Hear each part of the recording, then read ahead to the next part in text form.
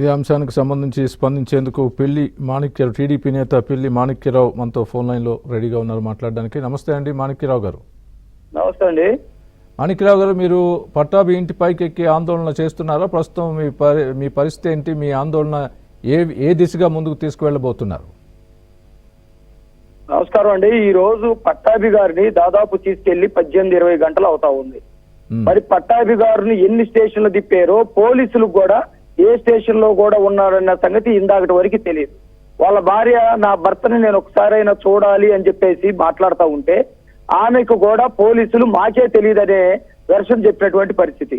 మేము ఇక్కడ తీవ్రమైనటువంటి ఆందోళన చేసిన తర్వాత గన్నవరం పోలీస్ స్టేషన్ లో పట్టాభి ఉన్నాడంటే మీ మాటలు నమ్మటానికి వీల్లేదు అని అంటే బ్లాంక్ గా ఉన్నటువంటి ఒక నోటీస్ ని ఆమెకు పంపించడం జరిగింది. ఈ బ్లాంక్ గా ఉన్నటువంటి ఈ నోటీసు ఏ స్టేషన్ లో ఏందని చెప్పేసి నేను ప్రెస్ లో మాట్లాడిన తర్వాత వాళ్ళ మీద నమ్మకం లేదని చెప్పిన తర్వాత పట్టాభి గారితోటి అప్పుడు వాళ్ళ భార్యతోటి మాట్లాడించినటువంటి ప్రయత్నం చేశాం.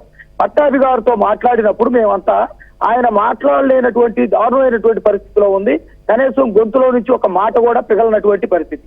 అలాంటి పరిస్థితిలో ఈమె తీవ్రమైనటువంటి ఆందోళన చెంది నా భర్త దగ్గరికి నన్ను తీసుకెళ్ళాలంటే పోలీసులు డ్రామాలు ఆడుతూ ఉన్నారు.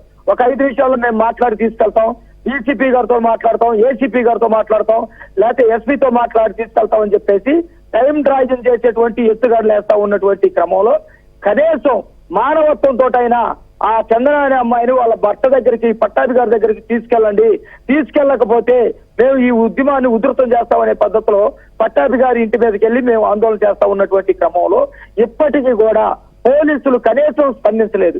పట్టాభి గారి పరిస్థితి చూస్తే ఇప్పుడు మీడియాలో వస్తా ఉంది. ఆయన తీవ్రంగా కొట్టినట్టు, తీవ్రంగా హింసించినట్టు, చేతులు ఒళ్ళంతా గాయాలైనట్టు కనపడతా ఉంది. ఆ దెబ్బతోటి ఆమె పూర్తిగా స్పృహ తప్పి పడిపోయేటువంటి పరిస్థితి, తీవ్రమైనటువంటి ఆందోళన చెందుతా ఉంది. అలాంటి పరిస్థితుల్లో కూడా ఒక భార్య తన భర్త దగ్గరికి వెళ్ళి జరిగిన విషయాల పట్ల వాళ్ళు మాట్లాడుకోవటానికి కూడా అవకాశం ఇవ్వనంత పాపం పట్టాభి ఏం చేశాడు, లేకపోతే ఆమె ఏం తెలిసిందని చెప్పేసి మేము ఇక్కడ ఆందోళన చేస్తా ఉన్నాం. మాది ఒకటే డిమాండ్, కనీసం ఆ అమ్మాయిని పోలీస్ ఎస్కార్ట్ తోటైనా తల్లిని భార్యని ఇద్దరినైనా కోర్టు దగ్గరికి తీసుకెళ్లాలనే డిమాండ్ తోటి మేము ఇక్కడ ఆందోళన చేస్తా ఉన్నామండి. Hello sir. రైట్ మాణిక్యరావు గారు, థ్యాంక్స్.